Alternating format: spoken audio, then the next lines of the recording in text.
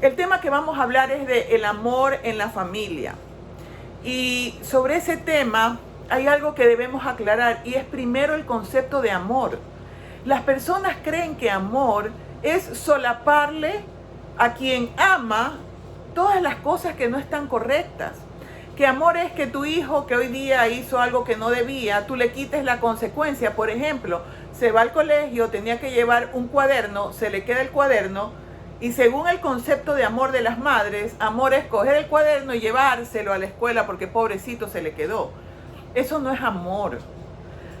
El amor y la compasión se confunden debido a que la compasión te invita a que disculpes los errores de otros. Pero yo quiero que por favor te pongas a meditar que Dios te perdona tus errores, pero las consecuencias van porque van. Entonces, dejar que nuestros seres amados tengan consecuencias de sus acciones es un acto de amor. Lo equivocado es que te lo tomes personal, lo agredas o utilices las cosas que hizo mal para sacárselas en cara o para demostrarle sencillamente que no sirve. Entonces, diferenciemos lo que es amor. Amor es ponerte en los zapatos del otro, perdonar, dejar que viva las consecuencias, ser misericordioso, pero sobre todo, el amor se rige por reglas. Dios es amor y el reflejo de lo que es Dios son sus mandamientos. Si tú no sigues reglas, no estás demostrando amor. Y al niño desde pequeño, si tú no le pones las reglas y no eres firme en las reglas, entonces ese niño va a crecer de tal manera que se va a vivir eternamente equivocando y no va a saber cuál es el norte de lo que debe seguir. Entonces empecemos, porque nuestro tema es el amor en la familia. ¿Qué significa eso? En primer lugar, ¿quién construyó la familia? Y eso lo vamos a ver en Génesis 1, 27 y 28. Y para los que tienen una plumita y un papel, anoten los versículos para que cuando se acuerde del sermón que hemos dado hoy día, se acuerden dónde están esos versículos. Primero, la familia la creó Dios. Y en Génesis 1, 27 y 28 nos dice, y Dios creó al ser humano a su imagen. Lo creó a imagen de Dios, varón y hembra los creó y los bendijo con estas palabras. Sean fructíferos, multiplíquense, llenen la tierra, sométanla, dominen a los peces del mar y a las aves del cielo y a todos los reptiles que se arrastran por el suelo. Dios creó al hombre para que se enseñoree de la tierra, pero sobre todo para que sea fructífero. Dios no nos creó para ser pobres. Dios nos creó para florecer, para tener abundancia. Dios también nos creó, dice aquí, para tener hijos. Por eso nos pide que nos multipliquemos. Ahora hay mucha filosofía sobre eso de no quiero tener hijos, porque las personas están muy centradas en su trabajo. La verdad es que hay que tener un equilibrio, porque realmente estamos en los últimos tiempos, de eso no hay duda. Y dice la palabra de Dios, hay de aquellas que estén encinta o de aquellas que estén por dar a luz. Entonces, realmente, si tú te has estado cuidando para no tener hijos y de pronto Dios te envía un hijo, porque un hijo es una bendición que Dios te envía, aunque no lo hayas planeado, y si te has cuidado, pues por algo Dios te lo envía. Soy totalmente una mujer en contra del aborto. Incluso, y yendo un poquito más al fondo, ni siquiera cuando hay una violación, y eso causa mucha polémica entre las personas que me siguen, porque yo siempre pienso que ni una hoja de un árbol se cae si no es la voluntad de Dios, y que Dios decide en qué circunstancias, aunque no las entiendas, tú debes de existir, y si Él permite que se forme una vida, pues tiene algún objetivo. Bueno, ¿cuál es la primera regla? O sea, Dios formó la familia, ¿cuál es la primera regla? Y la primera regla está en Génesis 2:24. Y dejará el hombre a su padre y a su madre, y se unirá a su mujer, y los dos serán una sola carne. Ese modernismo de casarse y vivir en la casa de los padres es el peor error que puedes cometer. ¿Por qué? Porque indiscutiblemente la suegra y el suegro van a polemizar con la pareja del hijo o de la hija. Entonces, si tú quieres salvar la relación de tu pareja con tus padres, no los lleves a vivir juntos. ¿Qué es eso de, ay, que estamos reuniendo para la entrada de la casa, entonces por eso es que estamos viviendo con nuestros padres? Eso no es así. Los abuelos son solapadores con los nietos. Los abuelos no están para corregir. Los abuelos están para engreír. Entonces, si tú vives con tus padres, o si tú pones en primer lugar a tus padres, estás equivocado o estás equivocada. La mujer también, que tiene que consultar a la mamá, que qué dice la hermana, que nos dejamos influenciar. Las decisiones se toman entre tú y tu pareja. No significa que no visites a tus suegros, puede ser un fin de semana a un papá, otro fin de semana al de la otra familia. Pero no estar en ese constante estar consultando. Miren, mis queridos hermanos, como ustedes saben, yo tengo 2 meses de estar viuda y yo me fui a pasar 2 meses donde mi hija. Pero si yo amo a mi hija, yo no debo seguir allá, porque es indiscutible que yo veo cosas y yo quiero decir, claro, yo me dominé y no decía nada, pero había cositas. Ella, por ejemplo, lo corregía al bebé y está bien, pero yo ya lo quería defender a mi nieto. Entonces, si yo amo a mis hijos, yo tengo que vivir a una distancia de ellos, porque está casada, mi hija está casada y tiene que estar con su esposo. Y si yo le digo algo, eso va a influenciar en ella y eso no es correcto. Entonces, para aquellas mujeres y hombres que me están escuchando que tienen papitis y mamitis, están equivocados. En primer lugar, Dios. En segundo lugar, tu pareja y tú. En tercer lugar, tus hijos. Y en cuarto lugar, tus hermanos, y de ahí vienen tus amigos. Ojo, con esas mujeres que le dan el primer lugar a los hijos. Entonces, les sirven de comer primero a los niños, porque pobrecitos los niños se mueren de hambre, y después le dan de servir al esposo, o viceversa. El esposo le pone a los niños y después a la esposa. Y entonces, ¿a qué se acostumbran esos hijos? A ser el centro del universo, porque el niño espere 5 minutos a que se le sirva la comida, no se va a morir. Pero si él desea algo y tú lo primero que haces es satisfacer su deseo para que no llore o no haga un berrinche, entonces ese niño no está creciendo con inteligencia emocional.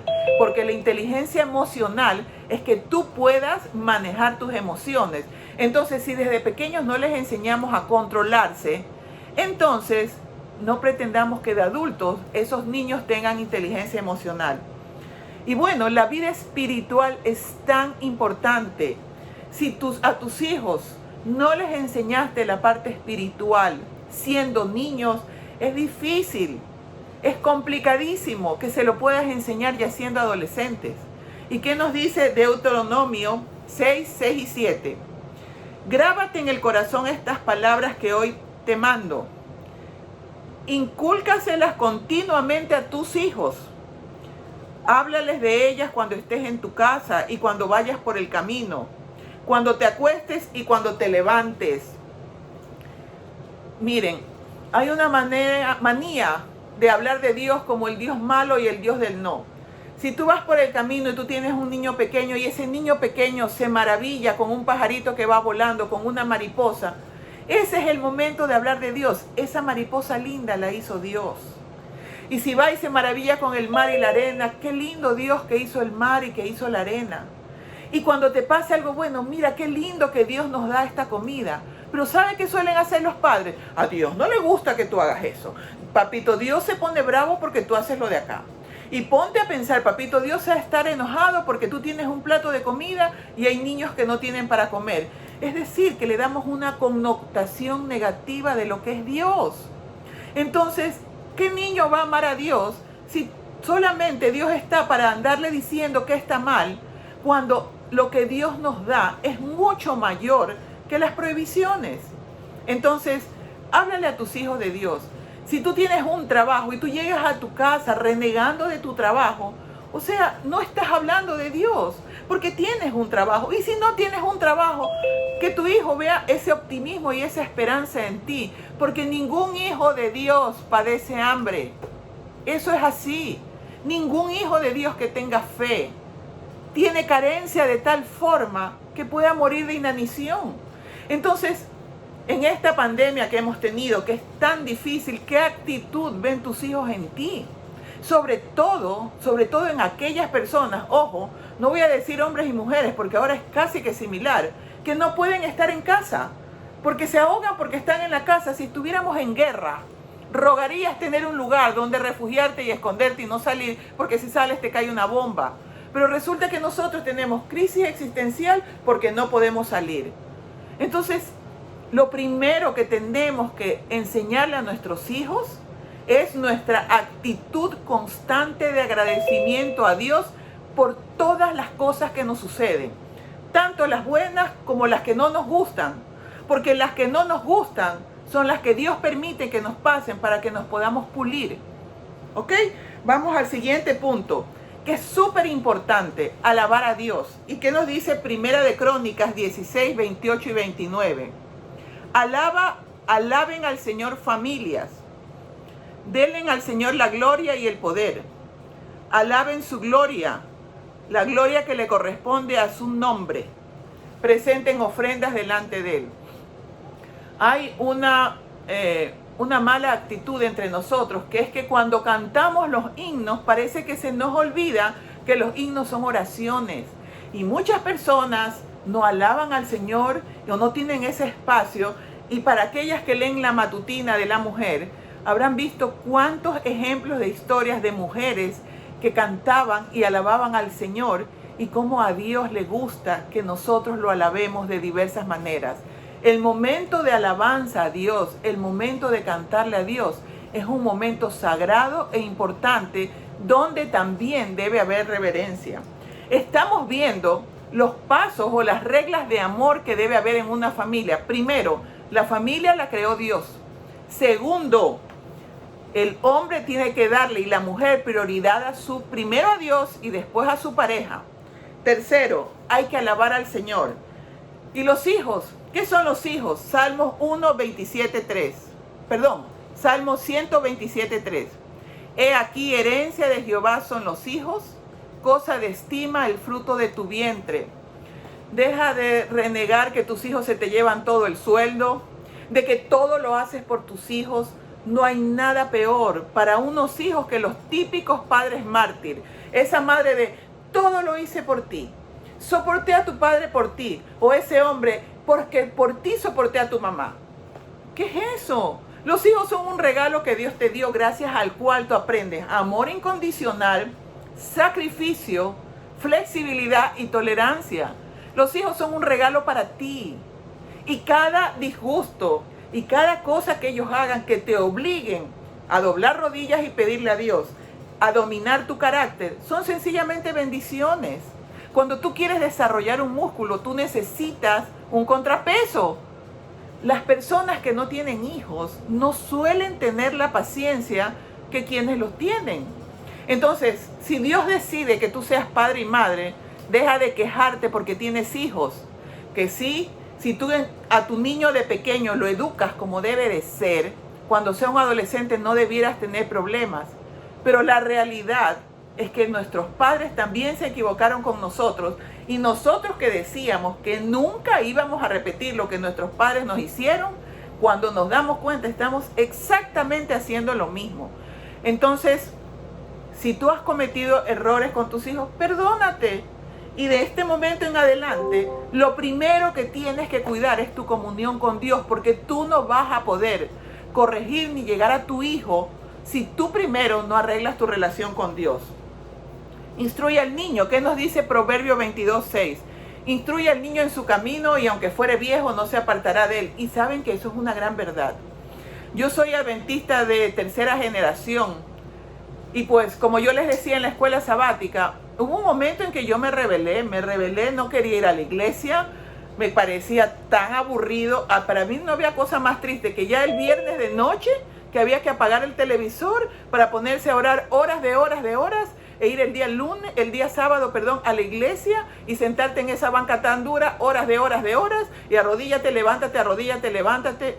No me gustaba. Y yo me alejé de la iglesia.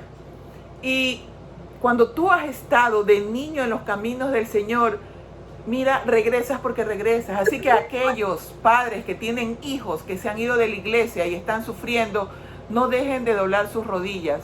Cuando mi abuelita murió, yo estaba un poco alejada de la iglesia y ella tiene que haber orado muchísimo porque yo me acerque nuevamente a la iglesia. Y bueno, murió sin saberlo, pero ¿se imaginan la alegría de ella, para quienes la conocieron, a Marta de Pesantes, la alegría de ella cuando, gloria a Dios, me ve en el cielo con mi esposo y mis hijas y se dé cuenta que sus oraciones son escuchadas? Así que a las madres y a los padres, no se cansen de orar. Hay un libro muy interesante que se llama El poder de los padres que oran. Se los recomiendo. Me pueden escribir después por WhatsApp y yo les digo en qué lugar lo pueden encontrar. El poder de los padres que oran es un libro maravilloso y transformador, sobre todo para los padres. Claro, también hay el libro El poder de la esposa que ora y El poder del esposo que ora. Esos 3 libros deberían todas las familias leerlos, porque cuando ya no puedes con tus fuerzas humanas, el único que puede es Dios. Pero yo te digo algo, Dios no te puede bendecir si tú no le pides. Me decía alguien, pero si Dios ya sabe, ¿para qué le voy a pedir? Porque Él no puede bendecirte si tú no le das permiso para que lo haga, porque tienes libre albedrío. Entonces viene Satanás y le dice, ¿por qué le vas a dar esa bendición si no te lo ha pedido? Entonces, nuestras oraciones son lo más importante que nosotros tenemos. Y bueno, la obediencia a los padres. Y los padres que me están oyendo tienen que ser obedientes a sus padres. ¿Qué significa ser obediente a sus padres? Que lo que sus padres les hayan dicho cuando fueron niños, eso es lo que tiene que preponderar en sus vidas. Hay que tener mucho cuidado, y aquí voy a hilar fino, con aquellos padres que dan órdenes como sepárate de esa mujer que no te atiende, o ese hombre que no te da lo que tú mereces, mira lo que anda con otras personas. Entonces ustedes me van a decir, y entonces debemos obedecer a nuestros padres. Y la palabra de Dios es clara, obedece a tus padres si lo que te dicen no va contra la palabra de Dios. Entonces, ¿qué nos dice la Biblia? En Proverbios 6:20, hijo mío, obedece el mandato de tu padre y no abandones la enseñanza de tu madre. Pero aparte de eso, de que debemos ser obedientes a nuestros padres en el Señor, o sea, tu mamá y tu papá ya no te pueden dar órdenes que vayan contra tu pareja o que los pongan a tus padres primero antes que a tu familia nuclear, es decir, a tu esposa, a tu esposo y a tus hijos. En primer lugar está lo que tú y tu esposo han acordado. ¿Qué dice de los abuelos? Porque los abuelos juegan un papel importante, pero de consentidores. Aquellos padres que dejan a los hijos donde los abuelos y quieren que los abuelos pongan las normas. Y yo le dije a mi suegra que ella tenía que darle de comer al niño puré de manzana y ella no le dio puré de manzana, le dio canguil. Para eso son los abuelos. O sea, tus suegros o tus padres no tienen que criar a tus hijos.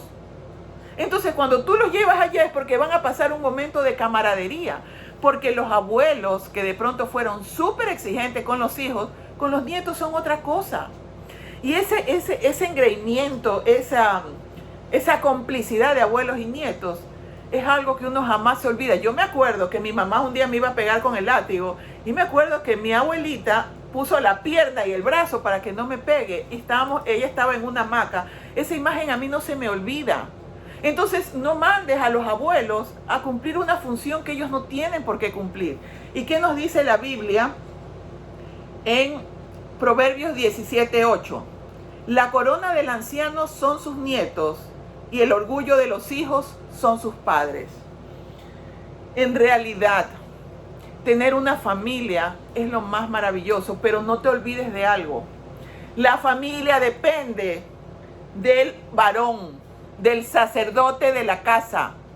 Y a los hombres que me están oyendo, ¿cómo es tu relación con Dios? Para que tú te merezcas que tu esposa se sienta tan segura a tu lado que ella quiera cobijarse y se someta a ti por amor, porque sabe que tú eres incapaz de lastimarla y tú eres incapaz de dañarla. Eso es amor, porque tú amas a tu esposa como Cristo amó a su esposa, a la iglesia, y se entregó y dio su vida por ella. O sea, hace frío, tú te sacas el abrigo para que tu esposa esté abrigada. Entonces, cuando Dios venga, al varón le va a preguntar, ¿Dónde está el rebaño que te di? ¿Dónde está esa esposa que te di? La trataste con amor, la escuchaste. Las mujeres hablamos y repetimos. Y todo lo que queremos es que el hombre nos escuche. Entonces, si yo digo, ay, extraño a mi mamá, y el hombre le dice, llámala pues por teléfono. Y la mujer dice, ay, no entiende. Y el hombre, ¿cómo que no entiende? Si le extraña que la llame. Es que nosotras no queremos soluciones. Nosotras queremos que nos escuchen. Entonces el hombre, por amor, orando y diciéndole al Señor, Señor, dame paciencia, escucha a su esposa, y después que la escucha la abraza, no la juzga, solamente la escucha. Entonces, en ese momento ese hombre está amando. ¿Para qué va a pelear? ¿Para qué va a discutir? Ahora, cuando ella le pregunte qué piensas, lo más probable es que lo que el hombre le diga no sea lo que ella quiere oír, pero eso ya es otra cosa. ¿Ok? Porque imagínense que tú le preguntes, la mujer a su esposo, ¿cómo me queda este vestido? El hombre le dice inteligentemente, ¿te queda bien? Ah, sí. Es que me dices eso porque tú sabes, porque tú eres mi esposo y porque tú quieres que yo me sienta bien, pero en realidad no me queda bien. Entonces el hombre dice, bueno, la verdad es que sí te queda un poquito ajustado. ¿Te das cuenta? Yo sabía que no me quedaba bien. Las mujeres hacemos preguntas y lo mejor para el hombre es quedarse calladito. Ahora, ¿qué pasa con el hombre? El hombre, cuando tiene un problema, no le gusta hablar del tema. Es lo contrario a nosotras. Entonces la mujer, por amor, respeta su espacio. Pero no, la mujer comienza, ¿viste? Tú no tienes confianza en mí. ¿Te das cuenta? Yo todo te lo cuento y tú a mí nada me dices. Entonces es que tú no confías en mí. No, es que el hombre no se maneja de esa manera. El hombre, cuando tiene un problema, se queda pensando, se aísla hasta que en su mente lo resuelva y después de eso lo conversa. Entonces la mujer que ama a su esposo entiende y respeta ese espacio. Los hijos entienden que sus padres obran desde sus miedos, que los padres muchas veces tienen cierta forma de ver las cosas, los escuchan, aunque no les guste. Y mientras estés en la casa de tus padres, tienes que seguir las reglas de la casa, te guste o no. Y si no te gusta, mira, estudia más que nunca para que después puedas separarte de tus padres y poder tener tu departamento y tener tu casa con tus reglas. Pero el amor de un hijo es ese. Ahora bien, ¿qué sucede cuando no se siguen estas normas sencillas, entre comillas, porque no son fáciles de cumplir? ¿Qué nos dice Marcos 3:25? Y si una familia está dividida contra sí misma, esa familia no puede mantenerse en pie. ¿Cuál es la base de la unidad en la familia? La relación entre el padre y la madre. Si el padre y la madre tienen una buena relación, esa familia no se divide. Eso es lo ideal. Lamentablemente, es como que se forman partidos. Es como que se forman partidos. Este del lado del papá, este del lado de la mamá, y se forma esa división. Nosotros debemos de luchar contra esa división. Muchas veces es preferible renunciar a tener la razón. Ayer me decía alguien sobre cierta actitud que yo tenía con mi esposo, en que a él no le gustaba almorzar conmigo. Él prefería ir a almorzar con sus compañeros de trabajo. Y mis hijas me decían, pero mamá, él está en su horario de trabajo. Pero yo estaba recién venida aquí a Nueva York y yo me sentía sola y yo quería almorzar con él. Entonces le hacía problemas todos los días porque no quería almorzar conmigo. Cuando llegó un momento en que yo pensé, o sea, puedo tener razón porque estoy sola en este país, pero el restaurante me queda aquí al frente. O sea, me puedo ir a comer al frente, no hay problema. Y renuncié a eso. ¿Quién ganó? Gané yo. Porque imagínense una mujer fastidiosa con lo mismo y lo mismo. ¿Acaso se me iba a caer el mundo porque él no almorzara conmigo? Entonces muchas veces puedes renunciar a pequeñeces. Es más, me alegro de no haberle invadido ese tiempo, porque ahora que él no está, yo me siento tranquila de que pude respetar ese espacio de él. Quizás él quería conversar cosas de trabajo que no me incumbían a mí. Entonces, las mujeres sobre todo, qué ganas de tener siempre la razón. Cuando quieres tener la razón, entonces tu pareja se resiente. Tener la razón o ganar la pelea significa que el otro se resiente. Si tú tienes la razón y el otro no quiere entender, deja que Dios le enseñe. Porque si tú tienes la razón, la vida, Dios y las circunstancias le van a enseñar que estaba equivocado. Y bueno, ¿cuál es la función de los miembros de la familia? Y es la de proveer. El hombre es el primer proveedor, pero la Biblia también dice que la mujer, cuando habla de la mujer virtuosa, miren que ella se levanta temprano y sale a vender sus telas. En ninguna parte de la Biblia dice que la mujer se tiene que quedar en la casa, metida en la casa, sin producir. Eso no dice la palabra de Dios. Todos deben procurar proveer. ¿Y qué nos dice Primera de Timoteo 5:8?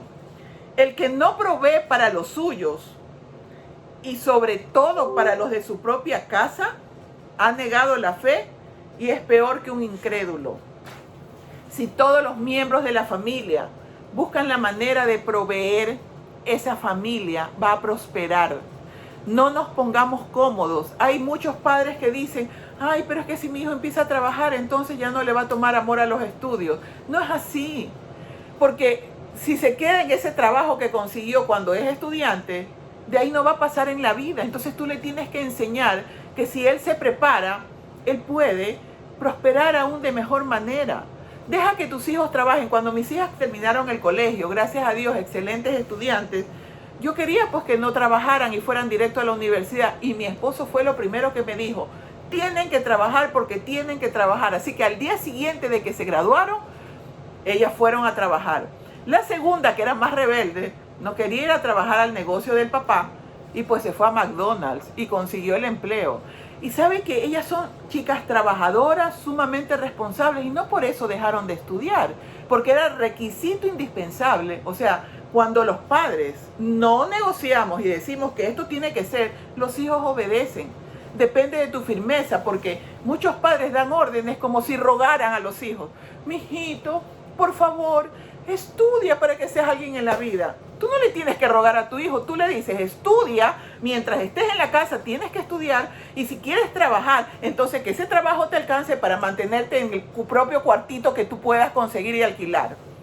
Si el favor es para él, no es para ti. O sea, que tus hijos estudien en la universidad es para el bien de ellos. ¿Por qué te pones en esa víctima? Ay, mi hijito no estudió en la universidad, qué pena. Cada uno elige el camino que quiere elegir. Tú le estás dando la beca de que pueda vivir en tu casa y se vaya a la universidad. Pero eso no es tu obligación. Tu obligación no es pagarle los estudios universitarios a tus hijos. Eso es un regalo que tú le das porque son excelentes y maravillosos hijos. Ok. La sabiduría. ¿Qué nos dice Proverbio 15:20? El hijo sabio alegra a su padre y el necio menosprecia a su madre.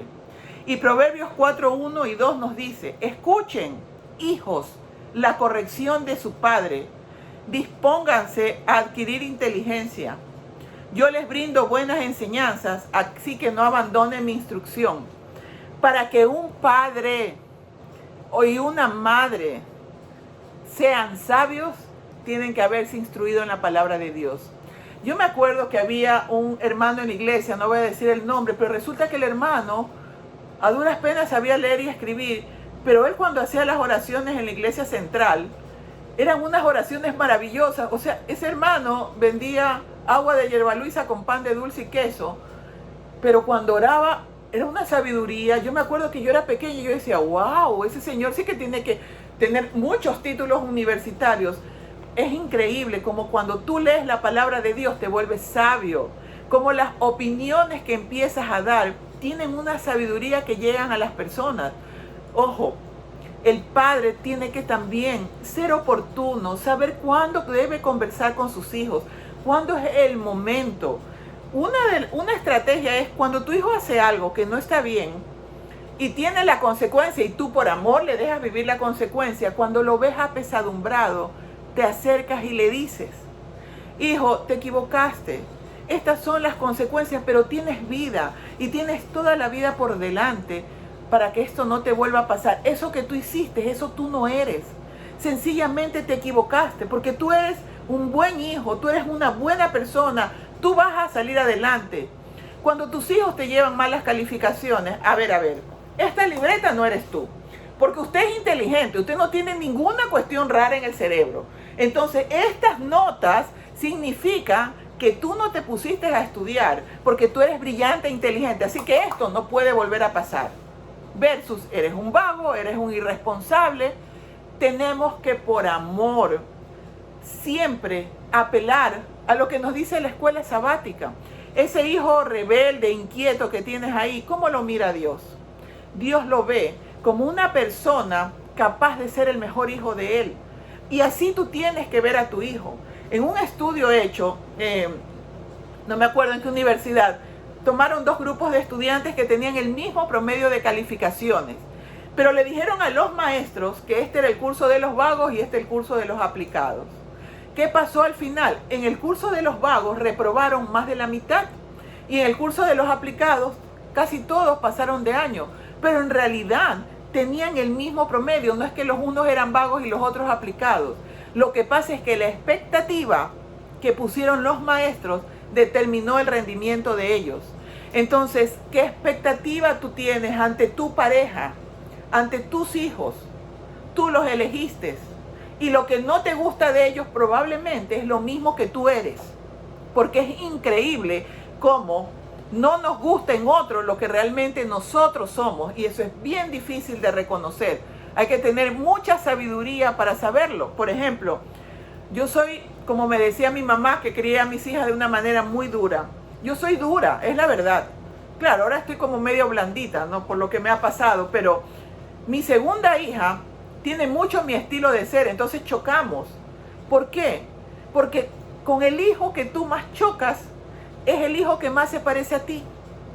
Y es increíble, claro, ella está más adulta y ahora me mira con compasión y me dice, mamita, mamita, hasta ahí nomás porque tú y yo somos iguales. Aprendamos a ver a nuestros hijos como lo que son. Un día Dios dijo, de este vientre, de esta madre y con este padre, voy a hacer que nazca Pepito, Juanito, como ustedes quieran, César, que nazca César. De esa madre y de ese padre. Y esa persona tiene un propósito en su vida. Y si tú como padre y madre crees en Dios, y como decía César no hace mucho, no es creer en Dios, porque hasta los demonios creen, es creerle a Dios. Sea lo que sea, si tú eres un buen ejemplo de tu relación con Dios, tus hijos no se van a apartar del camino, y si se apartan van a regresar. Y bueno, ¿qué nos dice Salmos 128 del 1 al 4? Dichosos todos los que temen al Señor, los que van por sus caminos, los que ganan con sus manos. Lo que ganas con tus manos, eso comerás. Gozarás de dicha y prosperidad en el seno de tu hogar. Tu esposa será como una vid llena de uvas. Alrededor de tu mesa tus hijos serán como vástagos de olivo. Tales son las bendiciones de los que temen al Señor. Y temer al Señor es como cuando tú tienes una enamorada o un enamorado y tú no quieres hacer nada que no lo haga o la haga sentirse mal. Entonces tú tienes temor de equivocarte. El amor a Dios es ese, el temor a Dios es ese temor de equivocarte, ese temor de herirlo, ese temor de hacer las cosas mal porque lo entristecemos. Si tú temes a Dios y tú guardas sus mandamientos, tú eres, dice la palabra, fructificado y bendecido. Lo más importante de todo es el amor, dice la palabra de Dios. Si en lo que haces no hay amor, de nada sirve. ¿Y qué nos dice 1 Corintios 13:7? El amor todo lo disculpa, todo lo cree, todo lo espera, todo lo soporta. Por favor, de la parte todo lo soporta. No me vengan las mujeres a soportar o los hombres a soportar las infidelidades repetitivas de su pareja. No se refiere a eso. Todo lo soporta significa que luchas contra tu propio carácter cuando hacen las cosas que no te gustan. Jamás Dios nos pide que hagamos algo que vaya contra su palabra, y todo lo que va contra los mandamientos de Dios es contra su palabra. Que el amor prime en tu vida. Primero, el amor por Dios. Segundo, el amor que debes tener por tu prójimo como a ti mismo. No puedes amar a tu prójimo más que a ti mismo, sino como a ti mismo. Que Dios nos bendiga y nos dé sabiduría a padres y a hijos para entender que Dios al que ama corrige, y que Dios nos deja pasar las experiencias que nos duelen para que podamos crecer, para que podamos pulirnos y para que siempre en nuestra palabra esté gloria a Dios por lo que nos gusta y gloria a Dios también por lo que no nos gusta. Gracias, hermanos.